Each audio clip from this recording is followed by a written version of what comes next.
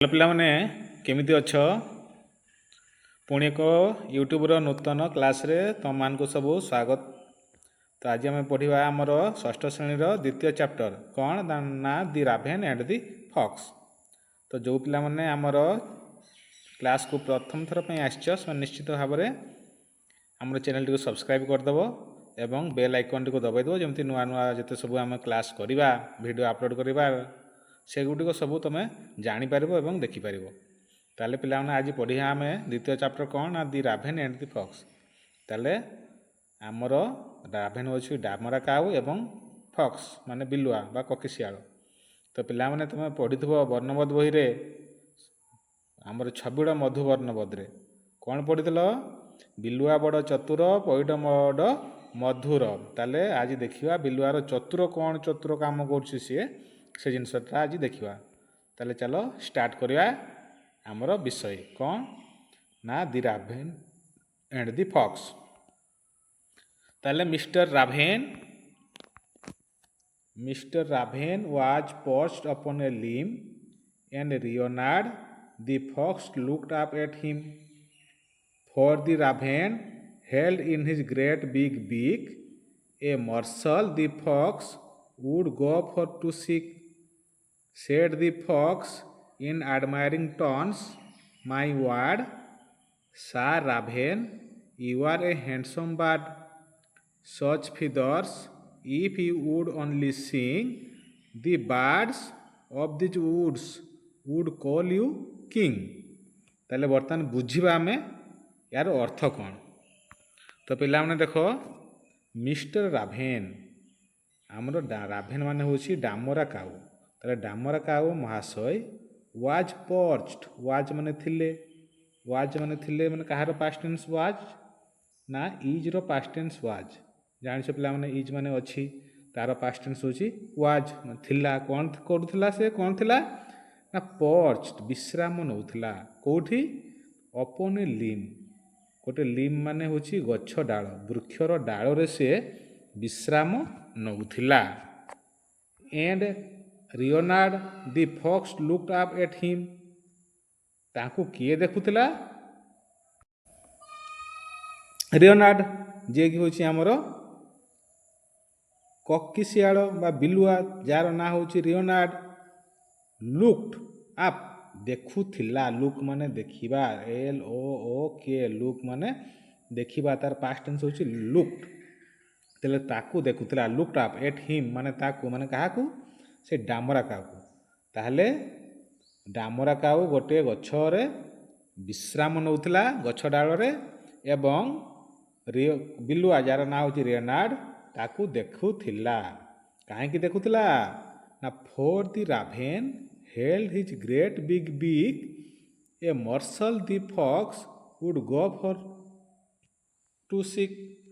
ताले for the raven कौन पाई फॉर माने होची पाई राभेन हेल्ड से जो डामरा काऊ धरी कौन धरी हेल्ड माने धरी in his great big beak कौथि धरी तार बड़ बीक रे बीक माने थंट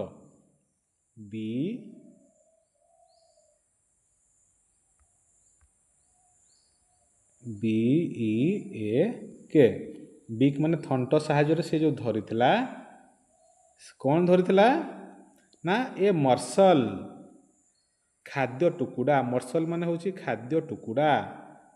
दि fox would go far to seek जहाँ को पाया पई हेले बहुत दूर को जीवा पई पड़ी थांता काहाकू ना से बिलुआ को। ताले देखो पिला माने ना राभेन से डामरा काऊ कौन धरथिला ए मार्शल माने गोटे खाद्य टुकुड़ाटे धरथिला कोठी धरथिला ना तार बड़ थंट साहाय्य धरथिला जोटी को ककिशाल पाया पई हेले दूर को जीवा पई पड़ता खोजिया पई ताकू। Said the fox in admiring tones, my word sir raven you are a handsome bird. देखो से बिलुआ ताकू केमिति कहूची देखो सेड द फॉक्स से ककिशाल कहिला कौन कहिला इन एडमायरिंग टोन्स एडमायरिंग माने प्रशंसित टोन्स माने होची स्वर प्रशंसित स्वर रे से बिलुआ कहूची कौन মাই ওয়ার্ড মহাশয়। ସାର୍ ରାଭେନ୍, ତାହେଲେ ଡାମରା କାଉ ମହାଶୟ। You are a handsome bird, ଆପଣ ଜଣେ ହ୍ୟାଣ୍ଡସମ୍। ହ୍ୟାଣ୍ଡସମ୍ ମାନେ ସୁନ୍ଦର, ବାର୍ଡ଼ ମାନେ ପକ୍ଷୀ, ତାହେଲେ ଆପଣ ଜଣେ ସୁନ୍ଦର ପକ୍ଷୀ। ସଚ୍ ଫିଦର୍ସ, କେଉଁ ଗୁଡ଼ିକର ନା ସଚ୍ ଫିଦର୍ସ। ଫିଦର୍ସ ମାନେ କ'ଣ ପିଲାମାନେ ଜାଣିଛ? ଫିଦର୍ସ ମାନେ ପର। ତାହେଲେ ଡାମରା କାଉର ପର କେମିତିକା? କଳା। କିନ୍ତୁ ଇଏ ପ୍ରଶଂସା କରୁଛି ତାକୁ ଯେ ଆପଣ ଦେଖିବା ପାଇଁ ବହୁତ ସୁନ୍ଦର। ଏଇ ଯେଉଁ ସୁନ୍ଦର ପରଗୁଡ଼ିକ, ଏପରିକା ପରଗୁଡ଼ିକ ନେଇକି ଆପଣ ଦେଖିବା ପାଇଁ ବହୁତ ସୁନ୍ଦର। ଇଫ୍ ୟୁ ଉଡ୍ ଓନ୍ଲି ସିଙ୍ଗ୍, ସିଙ୍ଗ୍ ମାନେ ଗାଇବା। ଯଦି ଆପଣ କେବଳ ଗାଆନ୍ତି, ଗୀତ ଗାଇବେ, ଯଦି ଆପଣ କେବଳ ଗୀତ ଗାଇବେ, ତାହେଲେ the birds, these woods would call you king. ତାହେଲେ ଦି ବାର୍ଡ଼ସ୍, ବାର୍ଡ଼ସ୍ ମାନେ ପକ୍ଷୀ ଗୁଡ଼ିକ, କାହାର ବହୁବଚନ ସିଏ? BIRD। ବାର୍ଡ଼ ମାନେ ପକ୍ଷୀ, ତାର ବହୁବଚନ ହେଉଛି ବାର୍ଡ଼ସ୍। ତାହେଲେ ପକ୍ଷୀ ଗୁଡ଼ିକ ଅଫ୍ ଦିଜ୍ ଉଡ୍, ଦିଜ୍, ଦିଜ୍ ହେଉଛି କାହାର କାହାର ହେଉଛି ବହୁବଚନ? ନା ଆମର ଦିସ୍ର ବହୁବଚନ। ସେତେବେଳେ ମଧ୍ୟ ମୁଁ ଭୁଲ କରିଛି ଆପଣଙ୍କୁ। ଯେଉଁ ବାର୍ଡ଼ସ୍ ହେଉଛି ବାର୍ଡ଼, ବାର୍ଡ଼ର ବହୁବଚନ ହେଉଛି ବାର୍ଡ଼ସ୍। ବାର୍ଡ଼ ମାନେ ପକ୍ଷୀଟିଏ, ତାର ବହୁବଚନ ହେଉଛି ବାର୍ଡ଼ସ୍ ମାନେ ପକ୍ଷୀ ଗୁଡ଼ିକ। ଅଫ୍ ଦି ଉଡ୍ସ, କେଉଁଥିର? ନା ଏହି ଜଙ୍ଗଲର।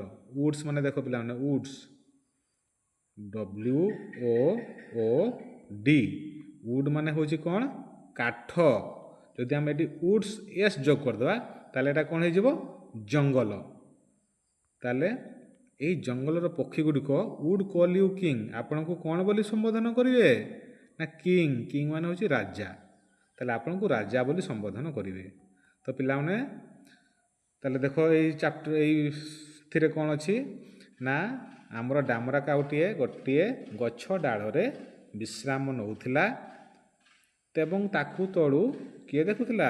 ବିଲୁଆଟିଏ ଦେଖୁଥିଲା। କାହିଁକି ଦେଖୁଥିଲା? ନା ଏଥିପାଇଁ ଦେଖୁଥିଲା ଯେ ସିଏ ଗୋଟେ ଥଣ୍ଟରେ, ଡାମରା କାଉ ତାର ଥଣ୍ଟରେ ଗୋଟିଏ ଖାଦ୍ୟ ଖଣ୍ଡକୁ ଧରିଥିଲା। ଯେଉଁ ଖାଦ୍ୟ ଖଣ୍ଡକୁ ପାଇବା ପାଇଁ ହେଲେ ସେଇ ବିଲୁଆକୁ ବହୁତ ଦୂରକୁ ଖୋଜିବା ପାଇଁ ଯାଇଥାନ୍ତା। ତାହେଲେ ସେ ତାକୁ ଆଡମାୟରିଂ ଟନ୍ସ ମାନେ ପ୍ରଶଂସିତ ସ୍ୱରରେ କହୁଛି ଯେ ମହାଶୟ, you are a handsome bird, ଆପଣ ଜଣେ ବହୁତ ସୁନ୍ଦର ପକ୍ଷୀ। ଆପଣଙ୍କର ଏଇ ଯେଉଁ ସୁନ୍ଦର ପରଗୁଡ଼ିକ ଅଛି, ଏଗୁଡ଼ିକ ନେଇକି ଆପଣ ବହୁତ ସୁନ୍ଦର ଦେଖାଯାଉଛନ୍ତି। ଆପଣ ଯଦି କେବଳ ଗାଇଦେବେ ଗୀତଟିଏ, ତାହେଲେ ଏଇ ଜଙ୍ଗଲର ସମସ୍ତ ପକ୍ଷୀମାନେ ଆପଣଙ୍କୁ କ'ଣ ବୋଲି ସମ୍ବୋଧନ କରିପାରିବେ? ନା ରାଜା ବୋଲି ସମ୍ବୋଧନ କରିପାରିବେ। ଆକ୍ଚୁଆଲି ଡାମରା କାଉ ଦେଖିବା ପାଇଁ ସୁନ୍ଦର କି ପିଲାମାନେ? ନା ସେ ସୁନ୍ଦର ନୁହଁ, ସେ ଦେଖିବା ପାଇଁ ହେଉଛି କଳା। କିନ୍ତୁ ଇଏ ହେଉଛି ତାକୁ ମିଛ କଥା କହିକି ପ୍ରଶଂସା କରୁଛି। ବିଲୁଆ ଚତୁର ପରା ସିଏ, ତେଣୁ ଯାହାହେଲେ ସେ ପ୍ରଶଂସା କରିକି ସେ ଖାଦ୍ୟ ଖାଇବା ଚକ୍କର ଅଛି। ତ ଦେଖିବା ସେ ଖାଦ୍ୟ ଖାଇ ପାରୁଛି କି ନାହିଁ। ଦି ରାଭେନ୍ ହୁ ଡିଡ୍ ନଟ୍ ସି ଦି ଜକ୍, ତାହେଲେ ଏଇ ଯେଉଁ କୋକିଶାଳ ବା ବିଲୁଆ ଯେଉଁ ଜକ୍ କଲା ଯେ ଆପଣ ଦେଖିବା ପାଇଁ ବହୁତ ସୁନ୍ଦର, ଆପଣଙ୍କ ପରଗୁଡ଼ିକ ବହୁତ ସୁନ୍ଦର, ଆପଣ ଯଦି ଗୀତଟିଏ ଗାଆନ୍ତି ତାହେଲେ ଆପଣଙ୍କୁ ସମସ୍ତେ ରାଜା ବୋଲି କହିବେ। ଏଇ ଯେଉଁ ଜକ୍ଟି, ତାହେଲେ ସେ ଡାମରା କାଉ ଡିଡ୍ ନଟ୍ ସି, ଦେଖିପାରିଲା ନାହିଁ। ଫରଗଟ୍ ଦ୍ୟାଟ୍, ଫରଗଟ୍ ମାନେ ଭୁଲିଗଲା ଯେ, ଫରଗଟ୍ ମାନେ ଭୁଲିଯିବା। ହିଜ୍ ଭଏସ୍, ତାର ସ୍ୱର, ଭଏସ୍ ମାନେ ସ୍ୱର, VOICE, ଭଏସ୍ ମାନେ ହେଉଛି ସ୍ୱର, ତାର ଭଏସ୍ଟି ୱାଜ୍ ମାନେ ଥିଲା, କ'ଣ ଥିଲା? ଜଷ୍ଟ ଏ କ୍ରକ୍, କ୍ରକ୍ ମାନେ ହେଉଛି ଆମର କର୍କଶ। ତାହେଲେ ସେ ଭୁଲିଗଲା ଯେ ଡାମରା କାଉ ତାର ସ୍ୱରଟି ହେଉଛି କର୍କଶ। ସେ ଯେଉଁ ବିଲୁଆର ପ୍ରଶଂସା ଭରା ଯେଉଁ କଥାରେ ସେ ପୁରା ଭୁଲିଗଲା ଯେ ସିଏ ଗୀତ ଗାଇ ପାରିବ ନାହିଁ, ସେ କେବଳ କା କା ବୋଲିକି ରାଗିବ। ତାହେଲେ ତାପରେ କ'ଣ ହେଇଛି ଦେଖ ନା ହି ଓପନ୍ଡ ହିଜ୍ ବିକ୍, ଓପନ୍ଡ, ଓପନ୍ର ପାଷ୍ଟ ଟେନ୍ସ ହେଉଛି ଓପନ୍ଡ। ଓପନ୍ ମାନେ ଖୋଲିବା, ତାର ପାଷ୍ଟ ଟେନ୍ସ ହେଲା କ'ଣ? ଓପନ୍ଡ ମାନେ ଖୋଲିଲା। ତାହେଲେ ଡାମରା କାଉ ଖୋଲିଲା। ହିଜ୍ ବିକ୍ ମାନେ ତାର କ'ଣ ଖୋଲିଲା? ଥଣ୍ଟକୁ ଖୋଲିଲା। ଇନ୍ ହିଜ୍ ଫୁଲିସ୍ ପ୍ରାଇଡ୍, କେମିତିକା? ତାର ଫୁଲ୍ ମାନେ ଜାଣିଛ, ଫୁଲିସ୍ ବୋକାମିର ଗର୍ବ। ସେ ଯେଉଁ ମିଛ ଗର୍ବ ଶୁଣିକି, ମିଛ କଥା ଶୁଣିକି ବିଲୁଆର ସେ ଯେଉଁ ଗର୍ବ ଅନୁଭବ କଲା, ମିଛ ଗର୍ବ ଅନୁଭବ କଲା, ସେଥିପାଇଁ ସେ ତାର ସ୍ୱରଟିକୁ ମାନେ ବିକ୍ ଥଣ୍ଟକୁ ଖୋଲିଦେଲା। ସେ କ'ଣ ପାଇଁ ଖୋଲିଥିବ ନା ଗୀତ ଗାଇବା ପାଇଁ। ଇଏ କହିଛି ଯେ ଯଦି ଆପଣ ଗୀତ ଗାଇବେ ତାହେଲେ ଏ ସମଗ୍ର ଜଙ୍ଗଲର ପକ୍ଷୀମାନେ ଆପଣଙ୍କୁ ରାଜା କହିବେ। ତେଣୁ ସେ ଯେଉଁ ମିଛ ଗର୍ବ ପାଇଁ, ତାହେଲେ ସେ ତାର ମିଛର ଗର୍ବ ପାଇଁ ସେ ତାର ଥଣ୍ଟକୁ ଖୋଲିଦେଲା। And down fell the morsel the fox ride. ସେ ଯଦି ପାଟିକୁ ଆଁ କରିବ ଗୀତ ଗାଇବା ପାଇଁ, ତାହେଲେ ଯେଉଁ ତା ପାଟିରେ ଥିଲା ଯେଉଁ ମର୍ସଲ ଖାଦ୍ୟ ଟୁକୁଡ଼ାଟି ସେ କ'ଣ ହେବ, ନିଶ୍ଚିତ ଭାବରେ ତଳକୁ ପଡ଼ିଯିବ। ତାହେଲେ ଦେଖ ଡାଉନ୍ ଫେଲ୍ ହେଇଗଲା, ପଡ଼ିଗଲା। ଦି ମର୍ସଲ ସେଇ ଖାଦ୍ୟ କୁକୁଡ଼ା, ଦି ଫକ୍ସ ଡେଡ୍ ଆଇଡ୍ ଯେଉଁଟିକୁ ସେ ଫକ୍ସ କ'ଣ କରିଥିଲା, କକିଶିଆଳ ଆଇଡ୍ କରିଥିଲା, ମାନେ ଆଖି କରିଥିଲା ବା ନଜର କରିଥିଲା ବା ଖାଇବା ପାଇଁ ଚାହୁଁଥିଲା।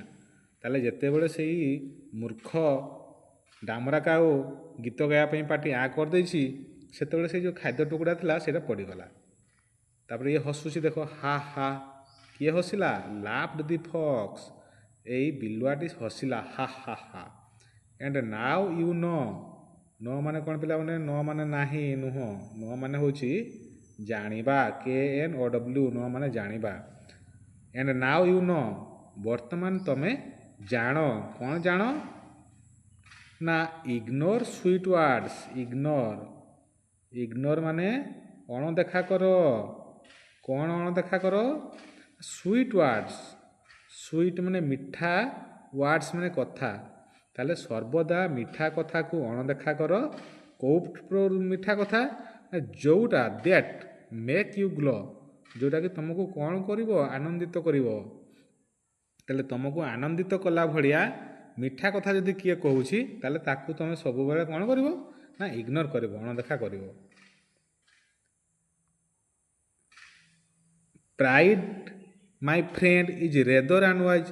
ତାହେଲେ ଗର୍ବ କର ମୋର ସାଙ୍ଗମାନେ, ଗର୍ବ କର, କିନ୍ତୁ ଅଜ୍ଞତାର ନୁହଁ, ମୂର୍ଖ ଭଳିଆ କେବେ ଗର୍ବ କର ନାହିଁ। ଯେମିତି ଡାମରା କାଉ ମୂର୍ଖତାର ପରିଚୟ ଦେଇକି ଯେମିତି ଗର୍ବ କଲା ଯେ ମୁଁ ବହୁତ ସୁନ୍ଦର ପକ୍ଷୀ, ମୁଁ ଯଦି ଗୀତ ଗାଇବି ତାହେଲେ ସମଗ୍ର ପକ୍ଷୀ ଜଗତ ମୋତେ ରାଜା ବୋଲି କହିବେ। ଏଇ ଟାଇପ୍ର ଯେଉଁ ଅଜ୍ଞତା ବା ମୂର୍ଖତା, ୟାର କେବେ ଗର୍ବ କର ନାହିଁ। I M sure this teaching is quite A surprise. ମୁଁ ନିଶ୍ଚିତ ଯେ, ସିଓର ମାନେ ନିଶ୍ଚିତ, ଆଇ ଏମ୍, ଦେଖ ଏଇଟା ହେଉଛି ଆଇ ଏମ୍। ତାହେଲେ ମୁଁ ନିଶ୍ଚିତ, ସିଓର। କ'ଣ ସିଓର? ନା ଦିସ୍ ଟିଚିଂ, ଏଇ ଶିକ୍ଷାଟା କ୍ୱାଇଟ୍ ଏ ସରପ୍ରାଇଜ୍, ନିଶ୍ଚିତ ଭାବରେ ଆପଣଙ୍କୁ ଆଶ୍ଚର୍ଯ୍ୟ କରିଥିବ ବା ଆପଣଙ୍କୁ ଗୋଟେ ନିଶ୍ଚିତ ଗୋଟେ ଭଲ ଶିକ୍ଷା ଦେଇଥିବ। ତାହେଲେ ପିଲାମାନେ ବିଷୟଟା ଆମର ବର୍ତ୍ତମାନ ସରିଯାଇଛି। ବିଷୟରେ କ'ଣ ହେଇଛି ନା ଗୋଟେ ଡାମରା କାଉ ଗୋଟେ ଗଛର ଡାଳରେ ବିଶ୍ରାମ ନେଉଥିଲା ଏବଂ ଗୋଟେ କକିଶିଆଳ ବା ବିଲୁଆଟିଏ ତାକୁ ଦେଖୁଥିଲା। କାହିଁକି ଦେଖୁଥିଲା? ନା ଯେହେତୁ ସେ ତାର ବଡ଼ ଥଣ୍ଟ ସାହାଯ୍ୟରେ ଖଣ୍ଡେ ଖାଦ୍ୟ ଟୁକୁଡ଼ା ଧରିଥିଲା, ତେଣୁ ସେ ତାକୁ ଲକ୍ଷ୍ୟ କରୁଥିଲା। ତାହେଲେ ତାକୁ ପ୍ରଶଂସିତ ସ୍ୱରରେ ସେଇ ଫକ୍ସ କହୁଛି ଯେ ଡାମରା କାଉ ମହାଶୟ, ଆପଣ ଏଇ ଯେଉଁ ପକ୍ଷୀ ପରଗୁଡ଼ିକରେ ବହୁତ ସୁନ୍ଦର ଦିଶୁଛନ୍ତି। ଯଦି କେବଳ ଗୀତଟିଏ ଗାଆନ୍ତି, ତାହେଲେ ଜଙ୍ଗଲର ସମସ୍ତ ପକ୍ଷୀମାନେ ଆପଣଙ୍କୁ ରାଜା ବୋଲି କହିବେ। ତାହେଲେ ରାବଣ ବା ସେଇ ଯେଉଁ ଡାମରା କାଉ ୟାର ଏଇ ଯେଉଁ ଜୋକ୍ ବା କୌତୁକୀୟ କଥାଟିକୁ ଜମା ଜାଣିପାରିଲା ନାହିଁ ଏବଂ ସେ ଭୁଲିଗଲା ଯେ ସେ କେବେ ଗୀତ ଗାଇପାରିବ ନାହିଁ, ସେ କେବଳ କର୍କଶ ସ୍ୱରରେ ରାବ ଦେଇପାରିବ। ସେ ତାପରେ କ'ଣ କଲା ନା ଗୀତ ଗାଇବା ପାଇଁ ସେ ତାର ଥଣ୍ଟକୁ ଖୋଲିଦେଲା ଏବଂ ଯେତେବେଳେ ସେ ତାର ଥଣ୍ଟକୁ ଆଁ କରିଛି ଗୀତ ଗାଇବା ପାଇଁ, ସେଇ ଯେଉଁ ଖାଦ୍ୟ ଟୁକୁଡ଼ାଟି ଥିଲା ତାହା ପଡ଼ିଗଲା, ଯାହାକି କିଏ ନଜର କରିଥିଲା ଖାଇବା ପାଇଁ? ସେଇ ଫକ୍ସ ନଜର କରିଥିଲା ଏବଂ ସେ ହା ହା ହା ବୋଲିକି ହସିଦେଲା ଏବଂ କହିଲା ଯେ ସାଙ୍ଗ, କେବେ ବି ଜଣେ ଯଦି ତୁମକୁ ପ୍ରଶଂସା କରୁଛି, ତୁମକୁ କେମିତି ପ୍ରଶଂସା କରୁଛି? ନା ଆମୋଦିତ କରିବା ପାଇଁ, ଆନନ୍ଦିତ କରିବା ପାଇଁ ଯଦି ପ୍ରଶଂସା କରୁଛି, ସେଇ ପ୍ରଶଂସାକୁ ସର୍ବଦା ଇଗ୍ନୋର କର, ଅଣଦେଖା କର। ତାହେଲେ ଗର୍ବ କର ସାଙ୍ଗ, କିନ୍ତୁ ମୂର୍ଖତା, ନିଜର ମୂର୍ଖାମିର ପରିଚୟ କେବେ ଦିଅ ନାହିଁ। ଏବଂ ଏଇ ଯେଉଁ ଶିକ୍ଷାଟା ଯେଉଁ ଶିକ୍ଷା ଲାଭ ସେ ଡାମରା କାଉ ପାଇଲା, ତ ପିଲାମାନେ ତମେ ମଧ୍ୟ ଯେଉଁ ଶିକ୍ଷା ଲାଭ ପାଇଲ, ନିଶ୍ଚିତ ଭାବରେ ୟାକୁ ତମେ ତୁମର କାର୍ଯ୍ୟରେ ଲଗେଇବ। ହେଲେ ଏଥିରୁ ଆମେ କ'ଣ ଶିଖିଲୁ? ନା କେବେ ବି ଜଣଙ୍କର ମିଠା କଥାରେ ଭାସି ଯାଇ ଆମେ ତା କଥାରେ କୌଣସି କାର୍ଯ୍ୟ କରିବା ନାହିଁ। ସର୍ବଦା ନିଜର ଜ୍ଞାନକୁ ଖଟେଇ ନିଜର ଜ୍ଞାନ ଅନୁସାରେ ଆମେ କାର୍ଯ୍ୟ କରିବା। ତାହେଲେ ପିଲାମାନେ ବର୍ତ୍ତମାନ ଏ ଚାପ୍ଟରଟି ସରିଗଲା। ଆଉ ଗୋଟେ କ୍ଲାସ୍ରେ ତା'ର ଯେଉଁ କ୍ୱେଶ୍ଚିନ୍ ଆନ୍ସର୍ ଅଛି ସେଗୁଡ଼ା ସବୁ କରିବା। ତ ଯଦି ଭଲ ଲାଗିଛି ପାଠପଢ଼ା ନିଶ୍ଚିତ ଭାବରେ ଟିକେ ଲାଇକ୍ କରିବ, କମେଣ୍ଟ କରିବ। ଯଦି କେଉଁ ଜିନିଷଟା ବୁଝି ନ ପାରିବ ତାହେଲେ ନିଶ୍ଚିତ ଭାବରେ କମେଣ୍ଟ କର, ମୁଁ ତାକୁ ବୁଝେଇଦେବି ପୁଣି ଥରେ। ଯେତେ ପର୍ଯ୍ୟନ୍ତ ବୁଝିନଥିବ ମୁଁ ତାକୁ ବୁଝାଇବା ପାଇଁ ଚେଷ୍ଟା କରିବି। ତ ଆଜି ପାଇଁ ଏତିକି ପିଲାମାନେ, ରହିଲି। ଜୟ ଜଗନ୍ନାଥ। ପୁଣି ଥରେ ନୂତନ କ୍ଲାସ୍ରେ ପୁଣି ଆଉ ଥରେ ଦେଖା ହେବା।